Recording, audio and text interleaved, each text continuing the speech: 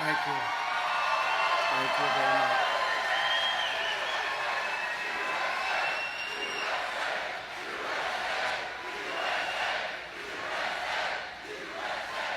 Well, thank you very much, and it's great to be back in South Carolina. Thank you.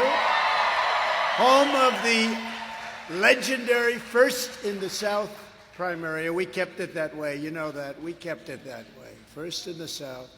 In 2016, South Carolina gave us 44 out of 46 counties. That's not so bad. It's a record. That was on primary day, and I can't wait to win all 46. We want to do 46 this year. February 24. I want to thank South Carolina GOP Chairman Drew McKissick, good friend of mine. He's done a fantastic job, and we appreciate it, Drew, wherever you may be. Drew, thank you very much. What a great job he's done. Also, we want to thank your amazing governor. You know, when I wanted some people to endorse me in 2015, and I said, who's that lieutenant governor? He looks pretty good. We skipped over somebody else very quick. His name's McMaster. He's got a fabulous family, a fabulous wife. I said, I got to get his support if we have his support. And I got his support. And I'll tell you what, he worked about 30 hours a day. And Peggy was with him. I'll tell you that. And they worked, and we ended up winning, and we had his support. And he's my friend, and he's been a really great governor. And I just want to thank you very much. Henry and Peggy, thank you very much. You have really been a great governor, too. And he actually kept his state open, you know, unlike some people that say, gee, you kept it open. No. A lot of beaches were closed. The place was closed and locked up. You did a great job. A friend of mine and a guy who really understands politics. I think he understands politics better than anybody. That's why he keeps getting elected once. And I'll tell you something. You have a good man. He's a good man. And he loves you, and he loves this state. He's controversial a little bit like I am. We maybe don't always agree on everything, but he's got a little controversy, but he's smart as hell, and he does a fantastic job for your state. Senator Lindsey Graham. Senator? Thank you, Lindsey. Thank you. And he does a great job. And he's been with me, and I appreciate it. Solves a lot of problems, this man. Also, you have some incredible representatives that have been with me from the beginning. Joe Wilson. Where's Joe? Joe Wilson. I love it. I never forget his little outburst. Nobody knows what I'm talking about with that word, that little outburst. Where is Joe? He stood up. Where the hell are you, Joe? He stood up and he spoke from the heart. And we love him. Thank you, Joe. William Timmons. William, thank you, William. Thank you. Great job.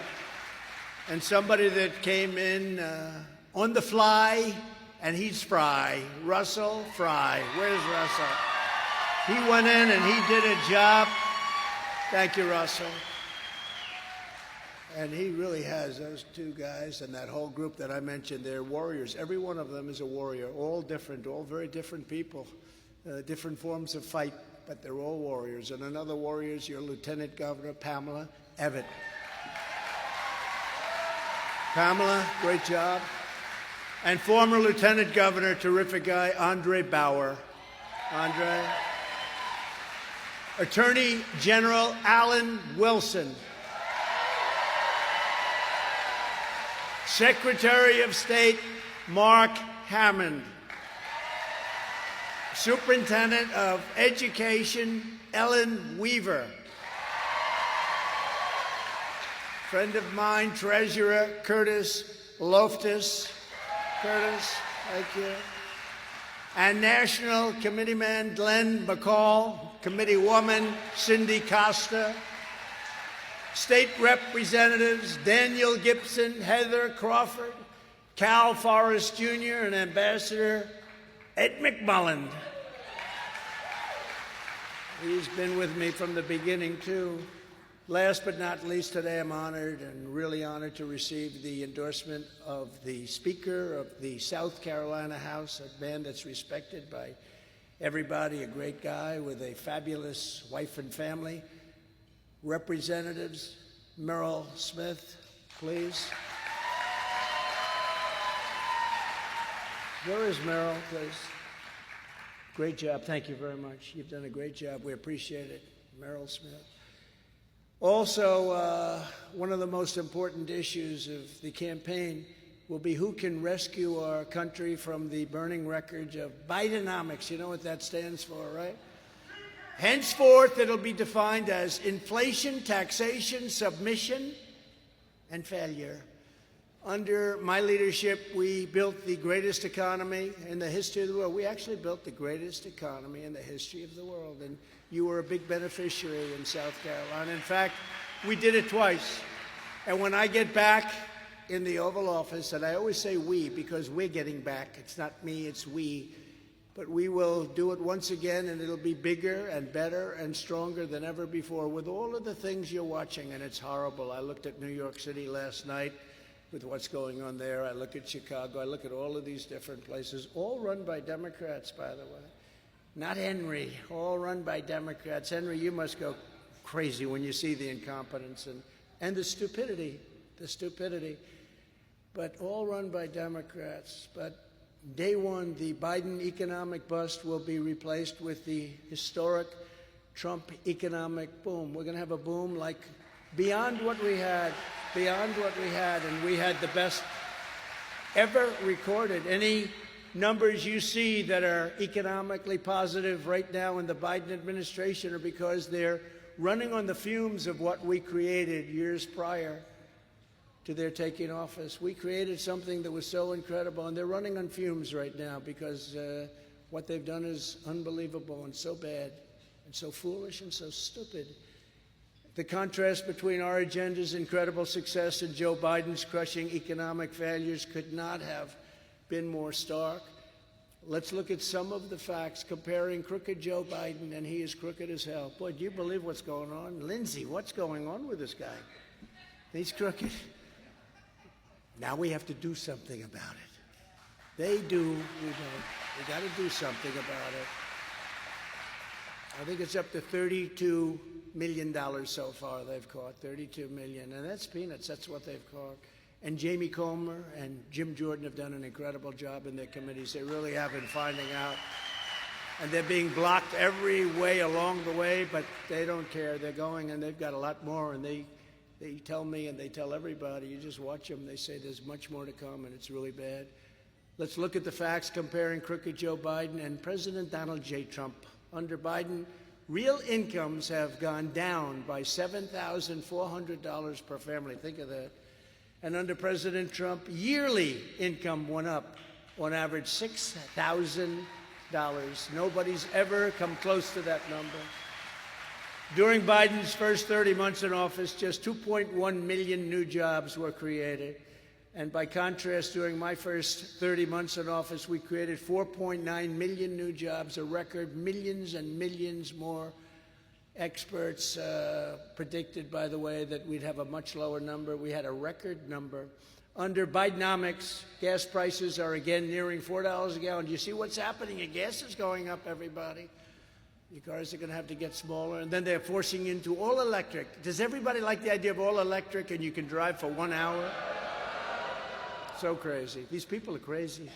But gas prices are again nearing $4 a gallon. And for much of Biden's term, you have to remember, Americans have paid $5, $6, and $7 a gallon.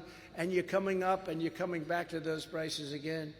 You know, we did a great job in filling up the strategic reserves.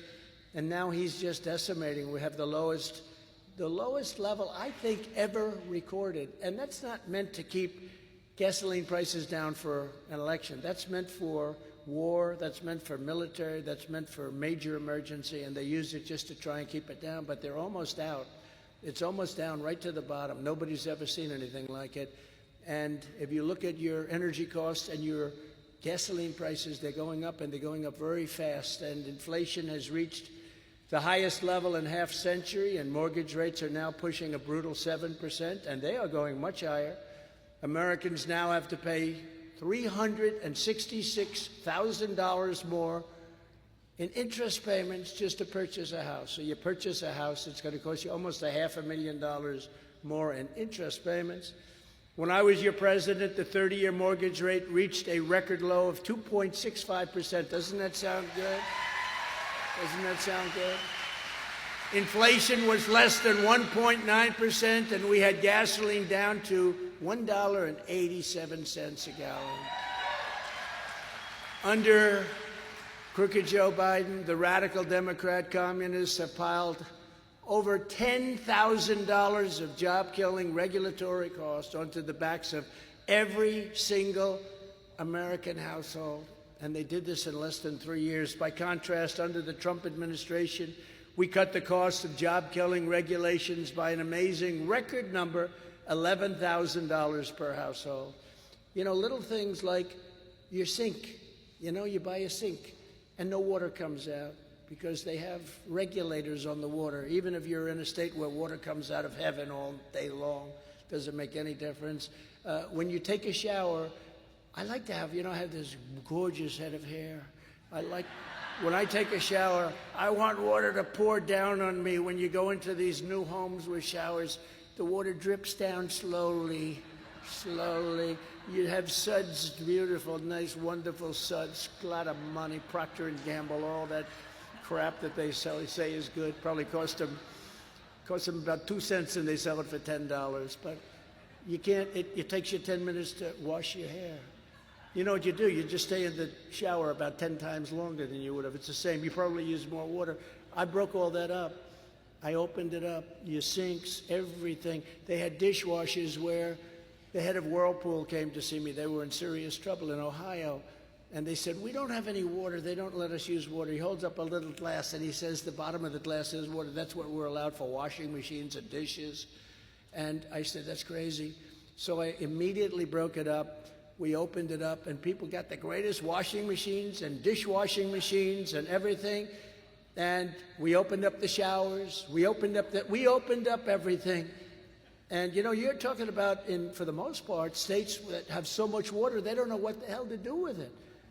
And we did a great job. He goes in almost immediately after he gets into office. He ended up putting the restrictors back on, all restrictors. So now you can go buy a new home and you can't wash your hands. It's really a terrible thing. But we'll open up. That was one little thing that were really just a few. It's just like with the electric cars where, in a short period of time, everybody's going to have electric. You know who that's great for? China, because they make all the electric cars. We have gasoline. They have all of the other minerals and everything else in their earth that are good for electric cars. They are going to take over the world with the stupidity. We have something. We have an economy that I had going at a level that nobody's ever seen before, and they were really concerned. We were always going to be caught by China in 2018. When 2018 came along, we were so far beyond them, I said that if presidents are smart, they will never be able to catch us. We were doubling them up. We took in hundreds of billions of dollars in taxes and tariffs. They never saw anything like it. They said, this is not one president ever charged them for decades 10 cents of anything. They were ripping us off, just like most other countries of the world. They were ripping us off. It's actually hard to believe how we survived. But of course, you have $35 trillion in debt. And we were going to do so much with energy that we were going to pay off a lot of that debt because if you ever took a look at Saudi Arabia and some of these oil-producing nations, the kind of money that they make is astronomical. Well, we have more oil, I call it liquid gold, oil and gas, liquid gold under our feet than any other nation in the world by far. Did you know that? And we were going to supply all of Europe. We were going to supply everybody. We were going to make so much money, we'd pay off debt, and then we'd lower taxes again. We had the biggest tax cut in history. We were going to lower taxes still further. And then these guys get in because an election was rigged. They get into office, and what do? Let's stop drilling. Oil prices at the highest price ever, and they say, let's stop drilling. When oil prices are high, that's when you should say, let's drill and make a fortune, and let's pay off debt, and let's lower people's taxes. But they didn't do that. Joe Biden immediately shut down, first thing, almost the first day, shut down the Keystone XL pipeline, surrendered our energy independence and future dominance. We were going to be dominant. We were going to produce more oil and gas than Russia and Saudi Arabia combined. And when I took over, we were in third place. When I left, we were long in first place. We were like a rocket ship. When you look at the graphs, we have them, and I'd show them to you. If you want to see me afterwards, I'll give them to you personally. But please don't say that, because you got a lot of people in this room up there. It's a lot of people. Congratulations, Drew. But now he's pushing the largest tax hike in American history. I don't know if you know that, but your taxes are going to go way, way up. President Trump got you the biggest tax cuts and regulatory cuts in history by far, and we achieved American energy independence for the first time in 60 years. And we were soon going to be energy dominant for the first time ever. We're going to be dominant. We're going to be dominant all over the world. And they stopped it. They stopped. And I fought for the workers of South Carolina like no president has ever fought before. And I appreciate, Henry, you're saying that. But it was very important to me. You know, we ran twice in the state. We won twice by a lot. We won both primaries. Now we're going to do it again, and this will be the single biggest and most important election in the history of our country, maybe in the history of the world, because we're going to turn our country around, because our country right now and our leader right now is an embarrassment. He can't put two sentences together. He can't speak. I watch. Everybody's on, even me, I'm watching. I say, oh, this guy, he can't talk. And, you know, when you look, I got to know these world leaders, President Xi, Macron of France, all these big leaders, every one of them. Kim Jong-un of North Korea, oh, sir, he's got a lot of nuclear weapons. I did a great job in North Korea. You didn't have any problems, right? But then you're having a problem now because he's not so happy. But all these leaders, and Putin would have never gone in as an example, would have never in a million years, not even a thought of going into Ukraine. Wouldn't have happened. I told him you're not going in. And we got along good. Nothing wrong with getting along. We got along good, but he wasn't going in. They had no chance. And by the way, China would not be going in. President Xi would not be going into Taiwan, and he's awfully close to wanting to go in because he thinks your leader is incompetent. He has no respect for our country anymore. He respected our country so much. He was so afraid of me with the tariffs.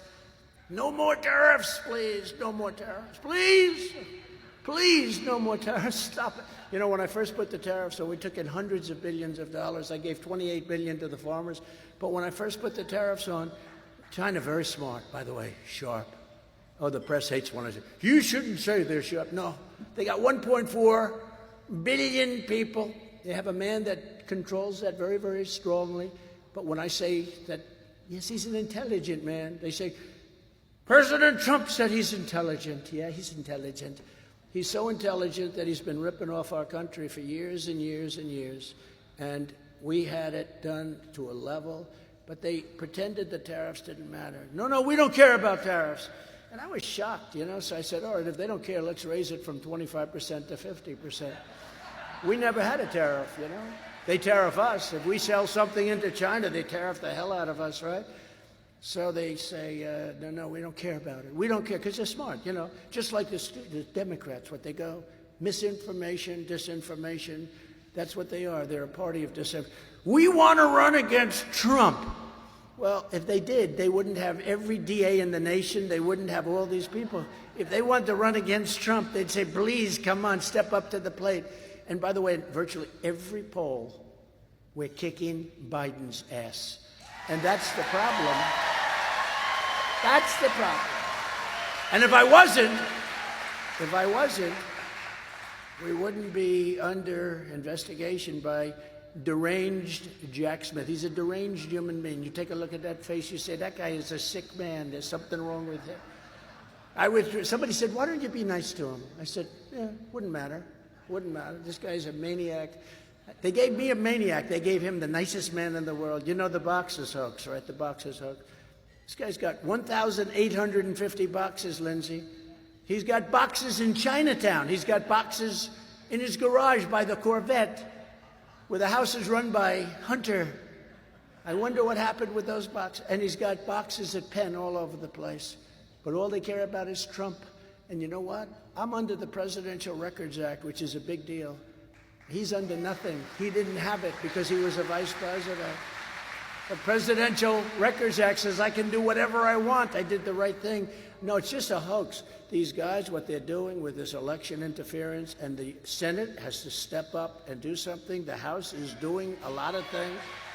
But the Senate, under perhaps the worst leader in the history of our country running the Senate, Mitch McConnell, has to step up and do something, because they have done, and you have some good ones, and that guy right there is trying very hard. He's working hard, but they need a lot of other people. And they better do, and stop just handing out money every time. 1.7 trillion to the Democrats, and they get 10 votes. I'm telling you, Lindsay, they have something on Mitch McConnell. There's no way that he's doing this. They've got something on Mitch McConnell. It's a terrible thing that's happening with that guy and with the whole. They got to step up. The House is stepping up. They're working hard, and they are stepping up. And I think a lot of things are happening, but we'll see. I withdrew from the job-killing Trans-Pacific Partnership. I withdrew from the unfair Paris Climate Accord. This was the greatest ripoff. We had to pay billions of dollars, billions and billions of dollars, and China didn't have to pay anything. Russia didn't have to pay anything. India didn't have to pay anything. You know why? Because they're developing countries. They said, we're a developing country, too. Did you see New York 2 nights ago? Did you see Chicago? We're a developing country, too. We're a disaster country right now, and it's a real sad thing what's happening to America, I will tell you. I ended the worst trade deal in history, NAFTA. This was the worst trade deal ever. Everybody said, you'll never get it ended. I got Congress to end it and replaced it with the best trade deal this country's ever made, the USMCA, the best trade deal ever made. And it's so good, in fact, that Mexico and Canada are now trying to renegotiate the deal with the Biden administration. And I would think that they have a good chance. All they have to do is see Hunter and work it out. It would be good. I mean, I think it's really good. But think of it, I gave the farmers $28 billion. You know, we talked about Iowa. We could talk about South Carolina, but we talk about Iowa and Nebraska farm states. I said, there's no way I lose Iowa. There's no way I lose any of them, including, I say, Wisconsin, because I gave the farmers $28 billion, which is the amount of money that China ripped off from our farmers over a 4-year period of time. I got them checks for $28 billion. I said, there's no way that anybody else would have been able to do that, except maybe Henry McMaster. He might be the only one. Henry, you would have been able to do it. But we gave him $28 billion. I said, there's no way we lose Iowa. And we're way up in Iowa. We're up like by 40 points or something. We created nearly 20,000 South Carolina manufacturing jobs in just 3 years, a record that maybe will be broken someday, but I don't think so very quickly, which everyone said could not be done, Henry, and you were a big part of it. You know that, right? I want to take full credit, so I don't like giving, but I like this guy so much, I'm giving him all this credit. You do have a great governor and a great first lady. And we delivered $140 million to ensure that Charleston has the deepest water port on the East Coast. And to that I say, Henry, do you want to make it the deepest water port in the entire world? Would you like to do that? We'll make it a little deeper, Henry, if you want. Henry would call me, we need some money to deepen the port. Oh, how much would that cost? About, $4 billion. No, that's great, Henry. Thank you. I appreciate it. But we have the deepest on the whole East Coast, and we might even work on it. Make it a little deeper. We'll make it the deepest in the country, and then it's the world. First it's the country, and then it's the world. But it's been a tremendous success, and it's an honor to have been involved. Crooked Joe Biden cares only about enriching his own family, as you probably have heard. I care about enriching your family. I gave up a lot to do this job, I'll tell you. I gave up a lot to deal with these thugs. You know what I get? Because I've done a good job, I get to deal with thugs. So as soon as we get back in the White House, I will end the disaster known as Bidenomics, and we will once again implement the proven economic formula that puts America first. We're going to put America first. They don't put America first.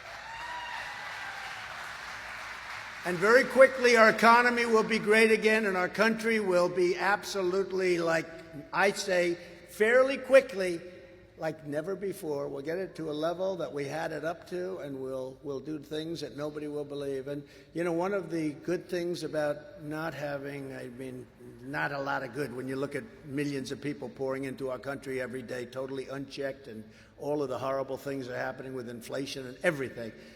But one of the things that is positive is that for 4 years we've watched the most incompetent people and the most incompetent and corrupt president we've ever had destroy our country, and we'll be able to do things that we maybe never would have been able to do had we just done it the traditional way. We'll be able to do because they see the crime, they see all of the things, they see people walking into stores, thugs walking into stores, hundreds of young people walking into a department store, walking out with everything in the store, and then they announce they're going to close the stores in different cities. I won't even mention them, but you know the same cities. And we're going to close the stores because it's no longer economically viable. They walk out, and you know the law enforcement is great, the police are great, they know exactly how to stop it, but they're not allowed to do it. They don't want to lose their pension, they don't want to lose their wife, they don't want to lose their husband, they don't want to lose all of the things that they're threatened. Don't do anything. They actually fire employees who fight with people. Please don't steal that. And they'll fire the employee. There's something crazy going on in our country. But we'll stop that, and we're going to stop it on day one. We'll terminate every Biden regulation that's harming South Carolina workers, of which there are many. And I will cancel Biden's destructive Green New Deal. It's an insane thing. I'm for the environment. I want clean water, crystal clean. I want beautiful, clean air. But what they're doing to this country is incredible. They're destroying our shores, our oceans. They're putting windmills all over the place. In New Jersey, they'd never had whales coming up shore. They might have one every 3 or 4 years. Now it's like routine. Whales, big, magnificent whales are being washed up on shore like nothing. It's so sad to see, and everybody knows the reason. Everybody knows the reason. To terminate this crippling electric vehicle mandates, we're going to do it. We're going to do it fast, and we will stop having all of these cars being built in China. We're building our cars back here. We're going to build them back here. They want to take that whole thing away from you like they did with Mexico and like they did with a lot of other places. I'll ask Congress to make the Trump tax cuts permanent. You know, your tax cuts that we got you, the biggest tax cut in history, you know, it pretty much is going to be coming due in a very short period of time. And when that happens, your taxes are going to go through the roof. That'll be a terrible thing, and that's given to you as a gift from the Democrats. Remember that. But we will reduce taxes even further. We'll get it extended, and we will reduce taxes further, because the thing that built our economy with the regulation cuts and those tremendous tax cuts, the incentive for people to work, and they don't have the incentive right now. Nobody knows what they're doing. Nobody knows. Nobody has any. They have no clue. They announce employment numbers which sound good, 3.5%, but nobody's looking for a job. So they're fake numbers. In other words, they don't include these people. They're fake. I spoke with Larry Kudlow. He said, it's so sad what they're trying to get away with. The whole thing with these people is a con. It's a con. It's like a con job. It's disinformation. Like Russia, disinformation. It's all disinformation. These are crooked people. These are very bad people, and they're very dangerous people. To bring tens of thousands more manufacturing jobs back to South Carolina, I will impose a border tariff on all foreign-made goods. So if they want to sell into our country, and if they want to take our jobs by doing that, we're going to have a tax that's going to be a privilege tax. And this has happened before. You know, in the 1890s, we had a president who was extremely strong on exactly what I'm talking about right now. We had an unbelievably profitable country. We had a country that had so much money, they actually had a commission set up. How do we spend our wealth? They had so much money coming in. I don't know if you know this, Lindsay. It's an incredible part of our country. That's when we built the dams and the this and that. We built everything. And that was an amazing age. What happened is we had commissions set up how to spend our wealth. We had so much wealth because we charged people for the privilege of selling into our country. They want to sell into our country. You have to pay to do that. And it'll also pass what's called the Trump Reciprocal Trade Act, and I don't want to get Lindsey Graham in trouble, but he told me that this is, he's sitting there saying, oh, please don't say. He doesn't know what I'm going to say. But I don't want to get him in trouble. But I thought it was really sort of incredible. I said, Lindsey, I want to pass a Reciprocal Trade Act because we have countries that in order to do business in those countries, we have a 200% tariff, a 250%, 100%, a 50%, massive numbers, so that our factories in South Carolina can't really sell it to these other countries because they have a tax. So what I want to do is called the Reciprocal Trade Act. If they charge us a tax, we charge them a tax. He said, well, you know, it's very interesting.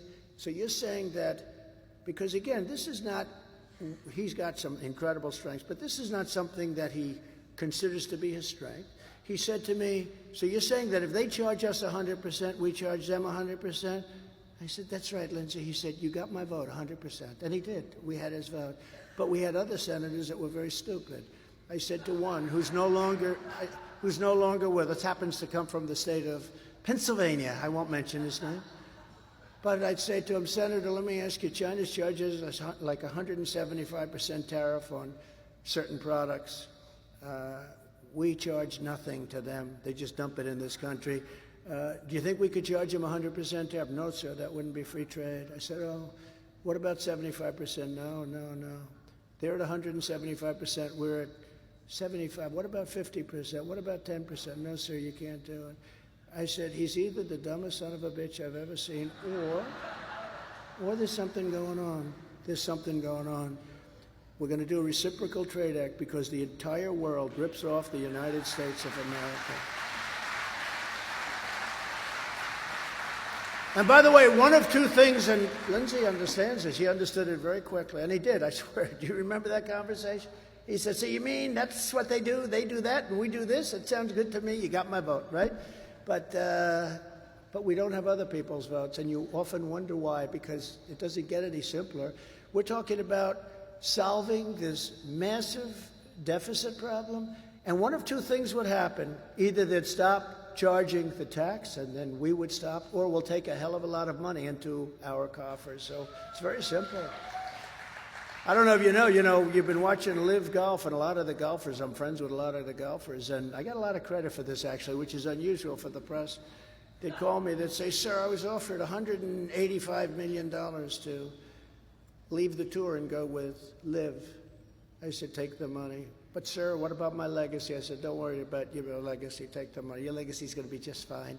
You'll be known as a very smart person. And this particular person took the money, and others took the money. A lot of them took the money. And then they announced a merger. And many of them didn't take the money. And I said, take the money, because there's only three things that can happen. Live would fail, Live would succeed, or Live would merge. And in any event, it's all cash. It's not paid like, we'll give you your money back over the next 250 years. It's a cash, it's a check. And those guys that took the money are very, very smart people, and they're very rich people. And others, a lot of them, a week before the merger, as I understand it, they turned down hundreds of millions of dollars.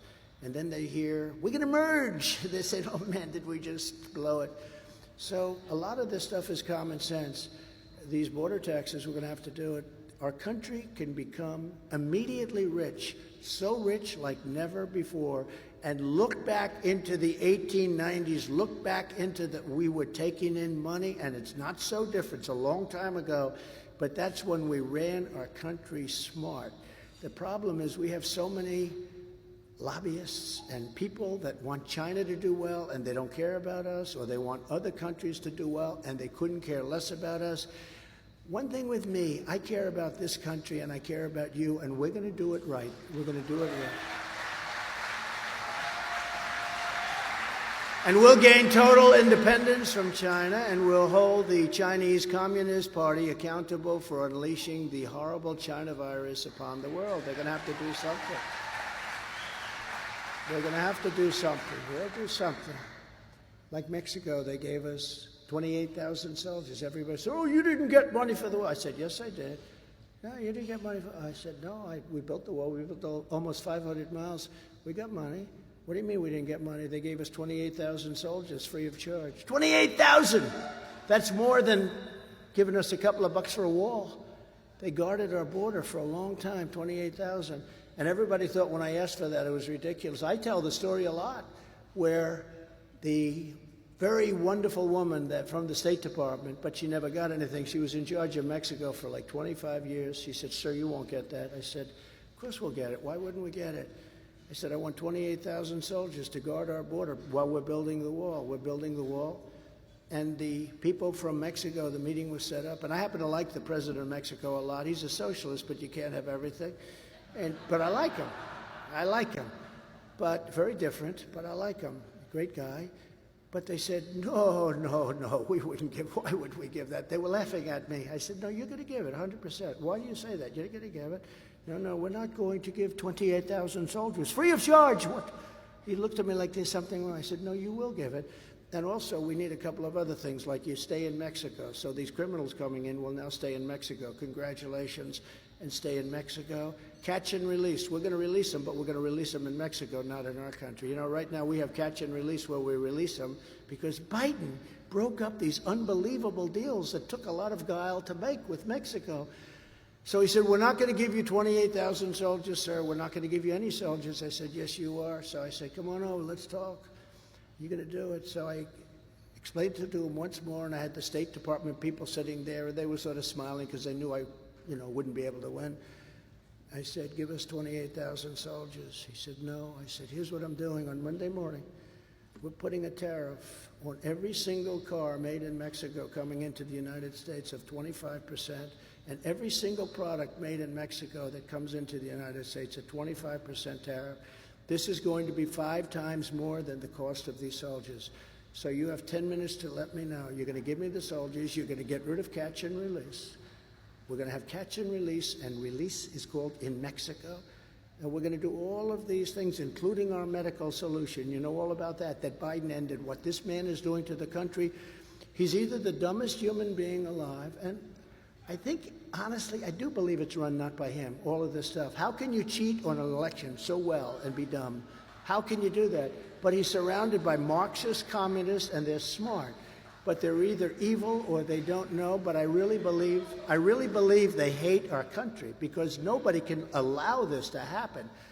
So I said, "We want the 28. He said, "Well, you're going to charge us that?" "Yes. And then it's going to go up a lot in a very short period of time. But you're going to be paying us billions and billions and billions of dollars." You know, they stole our car industry. They took 32% of the cars that we made in this country are now made in Mexico. None during my time, because I had that stopped.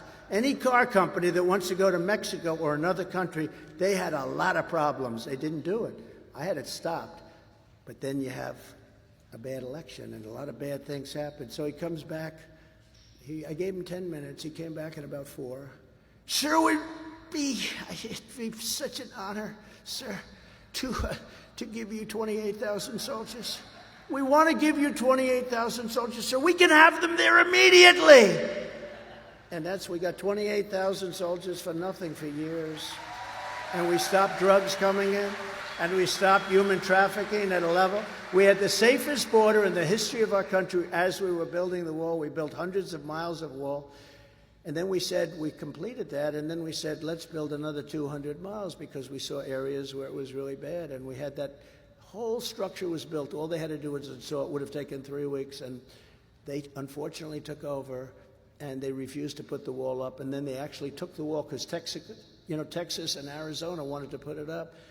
They refused to give it to them, and they actually took it and they toted it far away where they couldn't get to it. It was made, the wall was all made and ready to go up. So we did hundreds of miles. We had the safest border in history, and it's so sad to see what's happening when you see mental institutions, when you see all of these people pouring into this country. It is such a sad thing to watch. It's so sad what's happening to our country. There's never been anything like it. To stop this inflation catastrophe that's hanging down and destroyed many nations, we're going to bring down the cost of energy, and we're going to become energy independent. We're going to become dominant. We will be dominant. We were ready to be dominant and dominate Saudi Arabia and Russia. We were going to be twice as big as Saudi Arabia and Russia combined. but we're going to be there very, very quickly. As soon as we get in, we're going to be there very, very quickly, and our cry is going to be drill, baby, drill. And you're going to see prices come plummeting, and you're going to see inflation disappear. And especially after U.S. debt was just downgraded this week. You saw that. Just downgraded in a historic disaster. We have to aggressively roll back Joe Biden's socialist spending spree. He's spending money on things that are only going to be bad for us, really bad things. Very, very few of those, they call it infrastructure. It's not infrastructure. It's not infrastructure as you know infrastructure.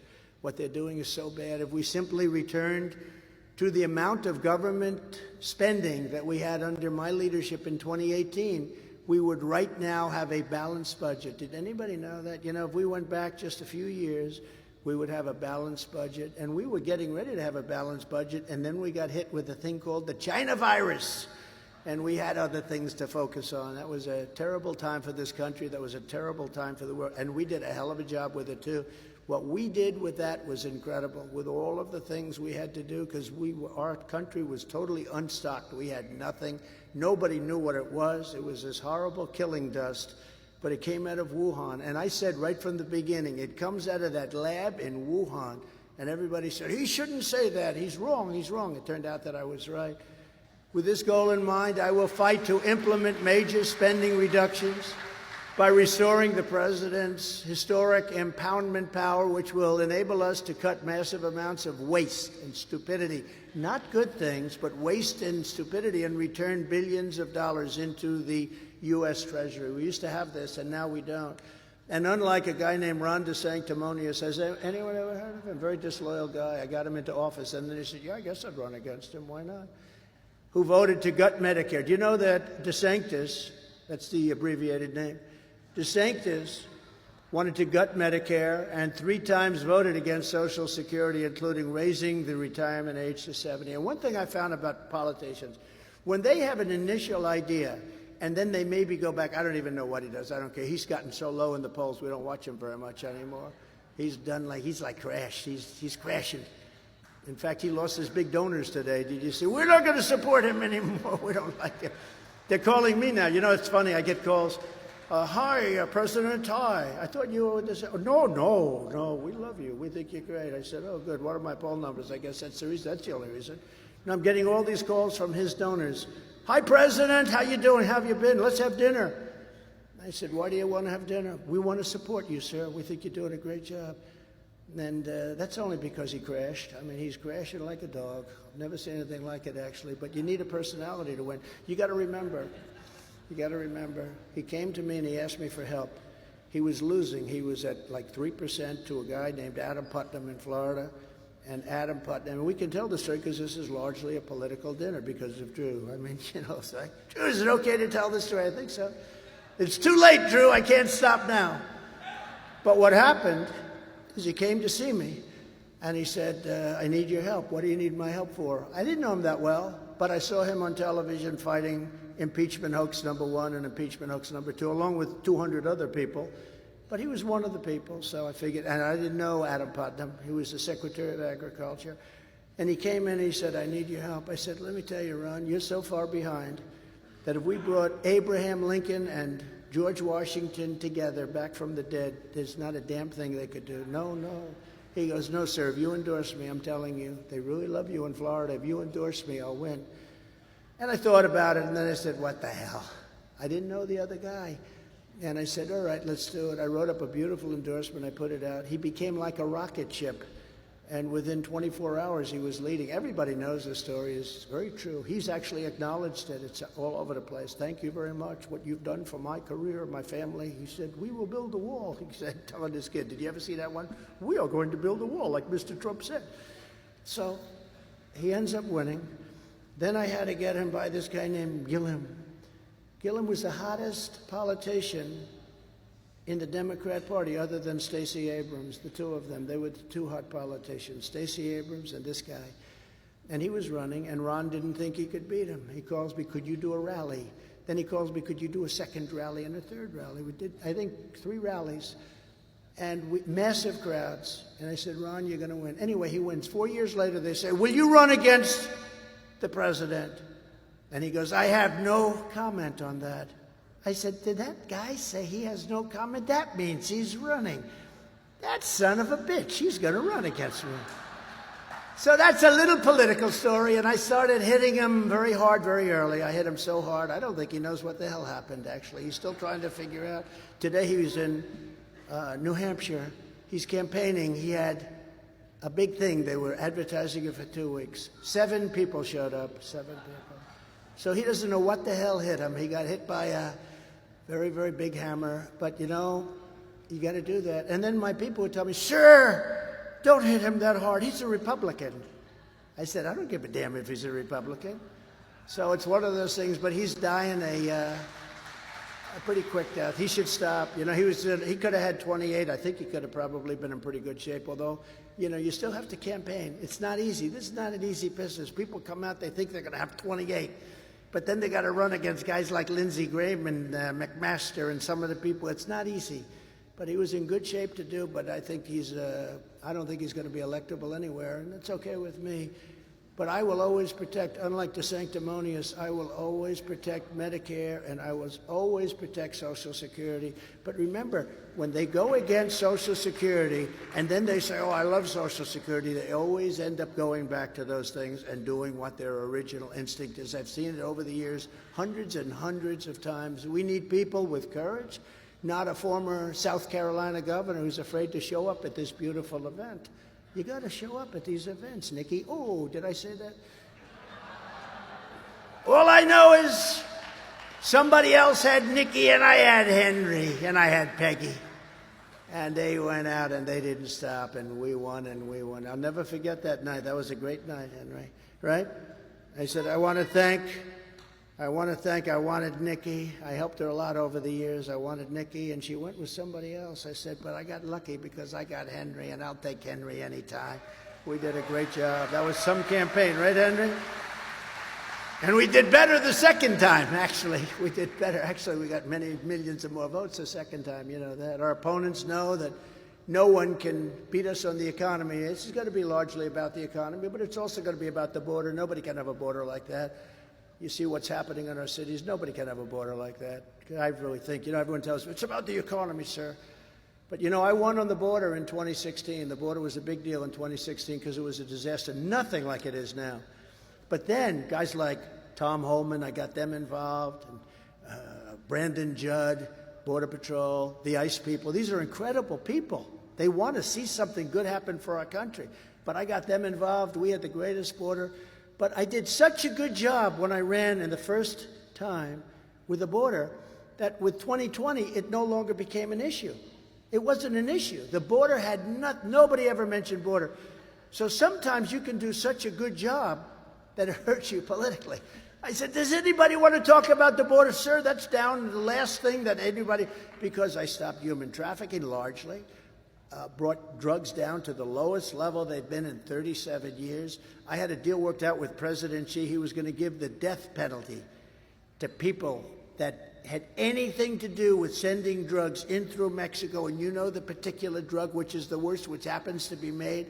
He was going to criminalize it.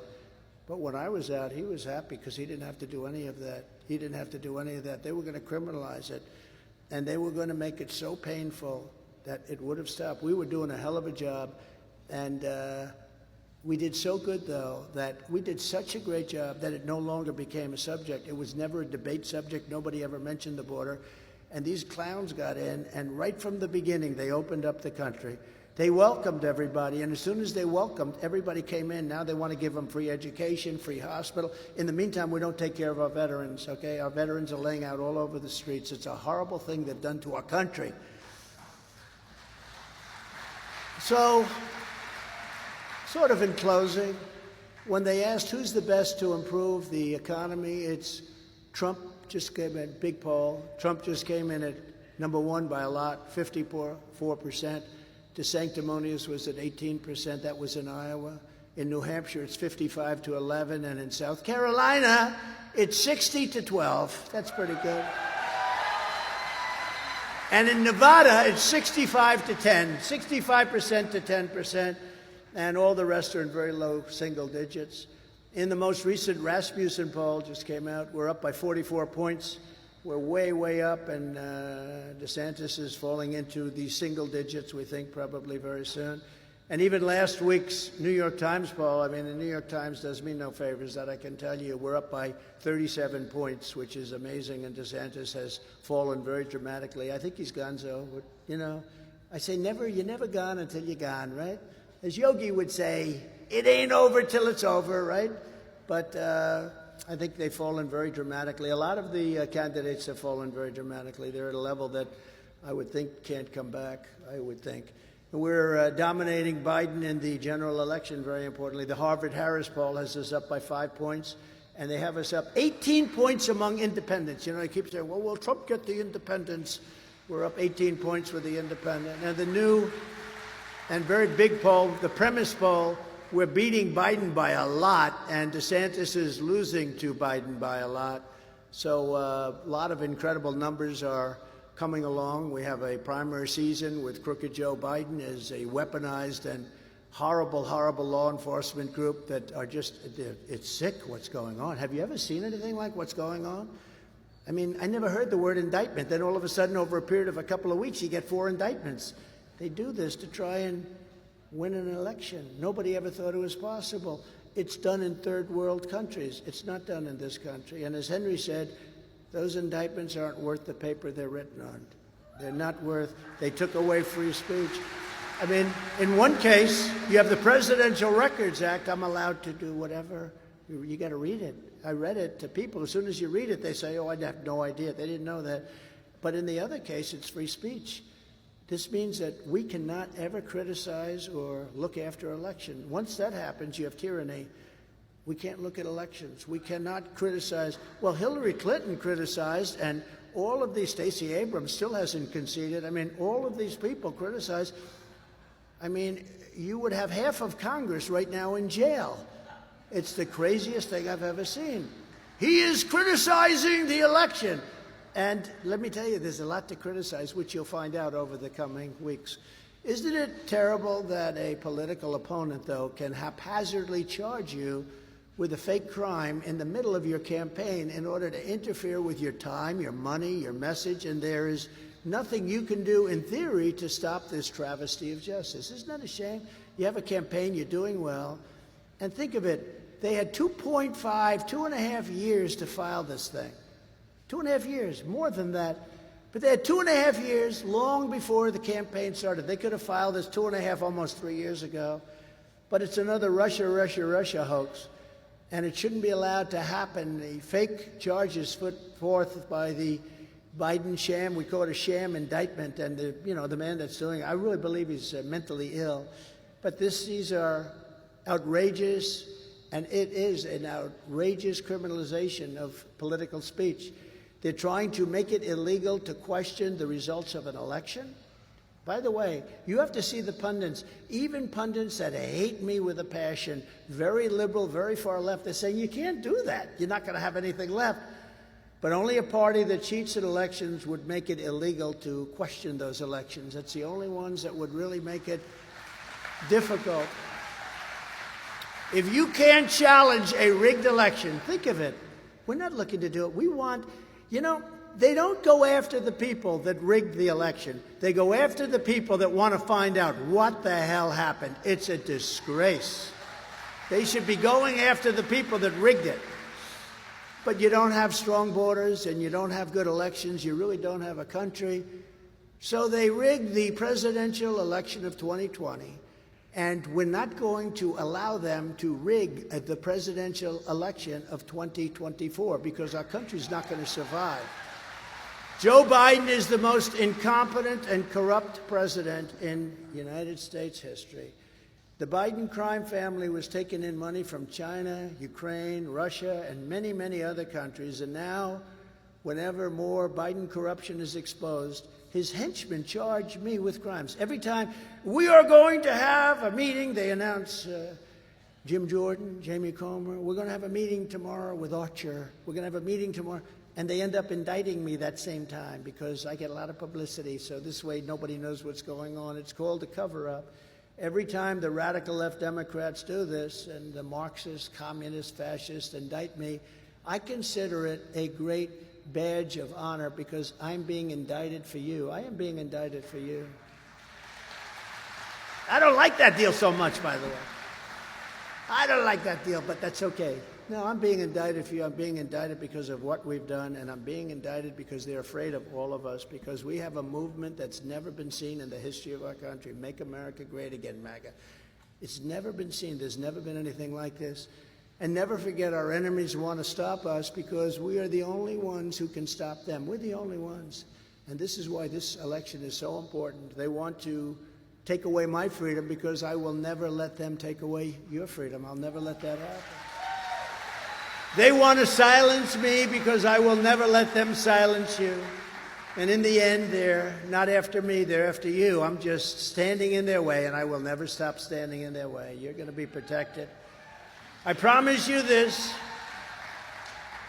If you put me back in the White House, their reign will be over and America will be a free nation once again. We're not a free nation right now. We're not a free nation. We have no borders. We have horrible, horrible, unsafe elections, and we have a absolutely dishonest and crooked press for the most part. We have a dishonest press, and you people should be ashamed of yourselves. They don't even write about all of these crimes that they don't write. You look at the mainstream media, they find millions and millions of dollars going into Biden's account, and they don't even write a story about it. It's hard to believe. And they should be ashamed of themselves. From the first day in office, I will appoint a special prosecutor to study each and every one of the many claims being brought forth by Congress concerning all of the crooked acts, including the bribes from China and many other countries that go into the coffers of the Biden crime family. It's often said that Republicans don't fight hard enough, and I agree with that. They don't fight hard enough. They're very good people, but they don't fight. They have other assets, but they don't fight hard enough, many of them. But they don't say that about Trump, and I think it's one of the reasons that we're doing so well. We fight like hell, but boy, sometimes we gotta have these Republicans step up. The senators have to step up. Some congressmen have to step up. And you'll see that on the first day of my presidency, the deep state, which is destroying our nation, the tables will turn, and we will destroy the deep state. We're going to destroy the deep state. In just 4 short years, we already achieved more than any administration in the history of our country. If you take a look at what we've done, there's been no administration that has done what we've done. So many things. We appointed over 300 federal judges and 3 great Supreme Court justices. Look at what happened even just the other day. And last year, those justices ruled to end Roe v. Wade. And I have to tell you, the pro-lifers have now a tremendous power to negotiate, which they didn't have before the ruling. They have to understand how to talk about it. Because Republicans, you're going to have to learn how to talk about it. You have something that everybody said was not doable, but you have to understand it and you have to know how to talk about it. This moves the issue back to the states where all legal scholars wanted it. On both sides, they wanted it back in the states. President Ronald Reagan liked me, but he felt very, very strongly about supporting the 3 exceptions for rape, incest, and the life of the mother. And a lot of people agree with that. A lot of people in the Republican Party, most people. But you have to go your heart. You have to follow your heart. You have to do what you think is right. But felt very, very strongly about it. Remember, the Democrats are the radicals on this issue because they are willing to kill babies in their 5th, 6th, 7th, 8th, and 9th month, and even after birth. That's radical. That's far more radical than the Republicans are. But they've energized this issue, and the Republicans are going to have to learn how to fight it. The Democrats are the extremists on this issue. And if you think about it, what we have been able to do, bring it back to the states, but we've given you tremendous negotiating power. You had none because they could do whatever they wanted. They could kill all the babies. They could kill them even after birth. And there are some places that give actually legislation after birth. It's the most incredible thing I've ever seen. They are the radicals. you now have a tremendous power to negotiate, which you've never had. And this will all work out. But you have to be able to speak about the subject. I fully rebuilt the U.S. military, created Space Force, defeated ISIS, and brought our troops back home. We had tremendous victories. We knocked out 100% of the ISIS caliphate. And I was the first president in decades who didn't start a war. We didn't start a war. We actually completed a lot of wars. But all of that was just the beginning. Here's some of the agenda that we'll immediately implement when we become, all of us together, become 47th President of the United States and my representatives. Before I even arrive at the Oval Office, shortly after I win the presidency, I will have the horrible war between Russia and Ukraine settled. I know them both very well. We will get it settled. It should have never happened.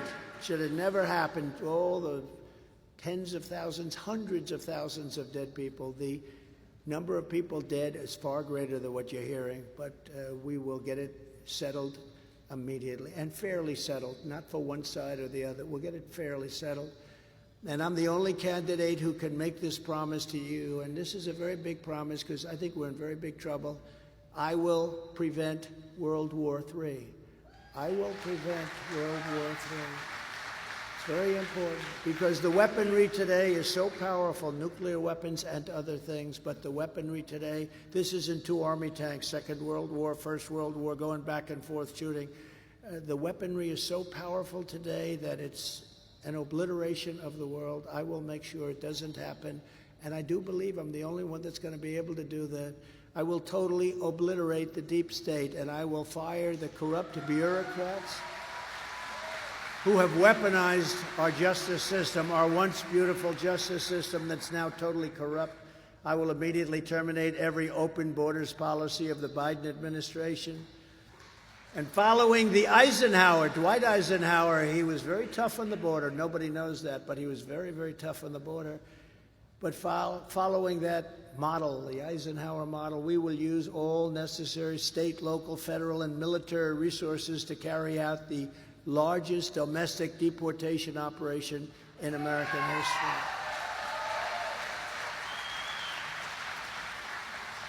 You know, there's a recent story in one of the newspapers that they were in a South American country and they were interviewing a psychiatrist who was sitting at a table, and they said, "How long have you worked at this hospital?" A large mental institution, insane asylum actually, but it's a mental, they said, "Please don't use that word." But it was a mental institution. He said, "I've been here for 22 years, and I've been so busy. I worked so hard. Every hour of every day I worked. But now I don't have any patients. This is a big, big deal." He said, "Where are your patients?" "They've all been brought into the United States." Essentially what he's saying is they've been brought here, they've been dumped into the United States. So he's sitting there in this big, massive hospital, and he said, first time it's ever happened. Good man, by the way. But he said the truth. "I have no patience. They've emptied their jails. They've emptied their mental institutions, and terrorists are flowing into our country at a level never seen before. What Biden is doing to our country is not even believable. Who would think that it's even possible? They're coming in. We have no idea who they are, where they're from. Last week we had 147 different countries represented, people coming in from 100. Most people don't even know that you have that many countries, and you actually have more. But 147 countries were represented last week alone coming into our country. We have no idea who these people are, where they come from. Most people never even heard of the names of the countries. What's happening at our border, what's happening in our country, what's happening with inflation and the stupid energy policies which started inflation, it's not even believable. I will use Title 42 to end the child trafficking crisis by returning all trafficked children to their families in their home countries, and I'll do it immediately. And to stop the Marxist prosecutors who release rapists and murderers while persecuting Republicans and conservatives, Christians, Catholics. The Catholic Church is under siege by these crooked prosecutors, but they have people that murder, and they know where they are, and they don't do anything about it. I will direct a completely very, very powerful overhaul of the DOJ. We're not going to have cowards. We're not going to have cowards like Bill Barr, who, when he heard, "Sir, I'm going to be impeached. They're going to impeach me, sir. They're going to impeach me." I said, "That's okay. I got impeached twice. My numbers went up. Don't worry about it, Bill." "No, sir, they're going to impeach me." Now, how do you not get impeached? You do everything they want you to do. He was a coward. But we're not going to have people like that. We had great people in this administration, by the way. We had some bad ones, too. But we had great people in this administration. When you think that we rebuilt our military, we defeated ISIS. We also have great generals. We have phenomenal generals, phenomenal leaders, but not the ones you see on television, real ones. And we did so great with ISIS. I was told ISIS would take 3 to 4 years. We did it in 4 weeks because we had some generals that were unbelievable that I met, that I have great respect for. Our military is potentially incredible, but they've gone woke.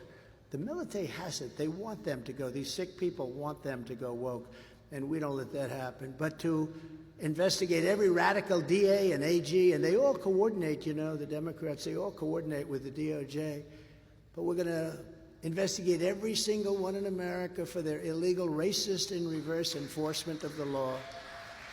Because we can't have a country like this. On day one, I will sign a new executive order to cut federal funding for any school pushing critical race theory, transgender insanity, and other inappropriate racial, sexual, or political content on our beautiful children. And as you know, you've heard me say it many times, I will keep men out of women's sports. How ridiculous is that? How ridiculous is that? And I will sign a law prohibiting child sexual mutilation in all 50 states. Think of how ridiculous that is. Think of how. Supposing it's 10 or 15 years ago, I'm going to stop child sexual mutilation. Does anybody have to even say that? Can you imagine? But today you have to say it because that's what they do. They mutilate. These people are sick. They mutilate without parents' permission. What they do to our children, they're destroying so much. I will also restore the Trump ban on transgender in the military. I had a ban on transgender in the military, which was very good, very good. And they ended it like in the first couple of weeks of this failed administration. But just as I did 4 years ago, I will fully uphold the Second Amendment. I will hold, you have your rights, you have your rights. You know, they want to defund the police and they also want to take away your guns. No, you can't do that, especially where we are right now as a nation. You can't do that. I will secure all of our elections. We will have secure elections, and our goal will be one-day voting with paper ballots and voter ID. Very simple. You know, France did it. France had mail-in ballots. And they were a disaster, and they went to paper ballots and voter ID, and it was one-day voting, and they had 36 million votes, and they had a winner and a loser. Everyone went home, and now they're focused on their next election in 2 years. But until then, Republicans have to win. We have to win in 2024. We have to be able to do all these things we want to do with so much. We did so much, and we can do so much more. We want to make this even a better administration. We had judges, all of the things we did. I mean, all of the things we did, even medically, right to try. For 58 years, they've been trying to get right to try. That's taking our advanced medicines, and if somebody's terminally ill, using that medicine to make a person better. But they couldn't get the approval. So people would either go home and die, they had no money, or if they did have money, they go to Europe, they go to Asia. But we have the greatest labs in the world, and I got it approved, and it wasn't easy. And we got it approved through Congress, by the way. We got it approved, and we're saving tens of thousands of lives. It's an incredible thing where they're able to, you know, the doctors didn't want it because of the risk. The country didn't want it because they didn't want to be sued. The insurance companies didn't want it. The labs didn't. Nobody wanted it except me. And I got it done, and I had everybody sign a piece of paper. You're not going to sue the country. You're not going to sue the labs. You're not going to sue the insurance company.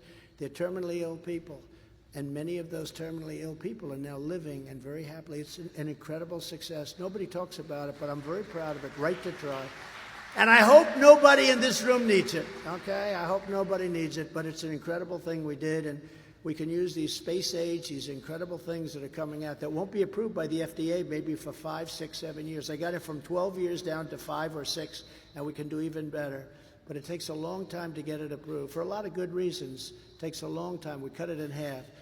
But you know what? A lot of people are right now living, and many people are living perfect lives because of what they've been able to do and because of a thing called right to try. So this is just a few of the things we're going to do to restore our country to greatness. The United States is a mess. Our economy is crashing. Inflation is totally out of control. China, Russia, Iran, North Korea have formed together as a menacing and very destructive coalition. Our currency is crashing, and we will soon no longer be the world standard if we keep going at the level we're going, which will be the single greatest defeat in over 200 years.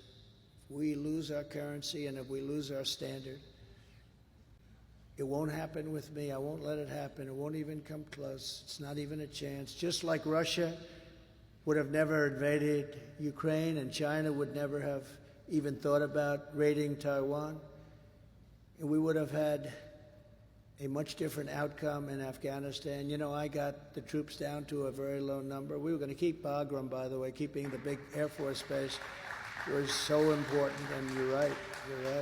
We gave up Bagram. They left one night. The lights were on. They left the dogs, by the way. Everyone said, did they take the dogs? No, they left the dogs. But we were going to keep Bagram. And that's where the people should have left from, Bagram, not where they left from. But think of that. That was, in my opinion, the greatest embarrassment in the history of our country. We've never had an embarrassment like Afghanistan. And I went 18 months without one American soldier being killed, 18 months. I spoke to Abdul, the head of the Taliban, still the head. He's now running the whole operation, but he was the head guy. And the media got angry. They said, why is he speaking to him? It's like Jesse James. Why do you rob the banks? I robbed the banks because that's where the money is. Well, I spoke to Abdul because that's where the danger was. He was the head of the Taliban. And I was very tough. I said, look, you do this, you're going to have bad things are going to happen. Bad things. And he said, but why do you send me a picture of your house, of his house, and why? And but I said, bad things are going to happen if you do this. And anyway, it was a good conversation. We didn't lose one soldier, not one, not even shot at, for a period of 18 months. And then we had the change of administrations, and these complete idiots went in, and we had that horrible withdrawal where we took the military out first. No, the military comes out last. They left $85 billion worth of the best equipment anywhere in the world that I bought because I rebuilt the military. Think of it. And we have hundreds of people, maybe thousands of Americans over there living in hell, and we have no idea. But what happened there is the greatest embarrassment in the history of our country, and I think it's largely responsible for Putin to look at that and say, hey, these people are incompetent. I'm going to go and raid Ukraine now. I really believe that. That was such a horrible, horrible time. And now the fake news doesn't want to talk about it. It's like a lost subject. A lot of people don't even know what you're talking about anymore. But we were getting out, but we were going to get out through strength and dignity. We were going to keep Bagram, not because of Afghanistan, but we were keeping Bagram because it's 1 hour away from where China makes their nuclear weapons. And it's a massive base, cost billions and billions of dollars to build many years ago, and we just fled like we were surrendering. It's a horrible thing. That was one of the worst times I've ever seen in our country. If you took the 5 worst presidents in the history of the United States and added them up, they would not have done near the destruction to our country as Joe Biden and the Biden administration have done. There's never been a president so bad as this. What he's done to our country, the fabric of our country, he's destroying our country, the blood of our country. We are a failing nation. We are a nation in decline. And now these radical left lunatics want to interfere with our elections by using law enforcement, the DOJ, the FBI. It's totally corrupt, and we can't let it happen. 2024 is our final, biggest, and most important battle. And I used to say 2016 is going to be the most important election, and it was at the time. This is far more important because our country's at a point where it could fail and fail so seriously. And we're at a point where we could end up in a world war because stupid people are running our country. They have no idea what they're doing. The other day, crooked Joe Biden admitted that we have no ammunition When I left, we had more ammunition than we had ever had. We were renting warehouses all over for ammunition storage. Now we have no ammunition because we've given it all away, and we want to help people, but we have to protect ourselves. And we want Europe to also pay. It's very important. You know, we have $200 billion into Ukraine, and Europe has about $21 billion, and it is more important for them. So we want to help people, but we have to be smart. But we have a leader. You talk about classified information. We have a leader that said that we have no ammunition. How stupid is he? How stupid is, what a statement to make. Number one, he shouldn't have let that happen. But even if it did happen, you don't talk about it. You get the damn ammunition fast. Can you imagine President Xi in China and all of these different countries that don't like us particularly well, and they hear that the United States right now has no ammunition. We have no ammunition to fight. With you at my side, we will demolish the deep state. We will expel the warmongers from our government. We will drive out the globalists. We will cast out the communists, Marxists, and we will cast out the fascists. And we have plenty of them in our country. We will throw off the sick political class that hates our country. We will rout the fake news media who are so bad, who are so evil. And we will defeat crooked Joe Biden. We will drain the swamp once and for all. And just remember the great silent majority. It's a silent majority, but it's rising like never before. And under our leadership, the forgotten men and women will be forgotten no longer. You will be forgotten no longer. We had it to a level where there's never been a time. We've never been so proud. We've never been a greater democracy than just 3.5 years ago. With your help, your love, and your vote, we will put America first, and we will, I promise you, make America great again. Thank you very much. Thank you very much. Governor, thank you very much. We appreciate it. Peggy, thank you. Lindsay, everybody, thank you very much. It's a great honor. What a great crowd, and what an incredible state. Thank you, everybody.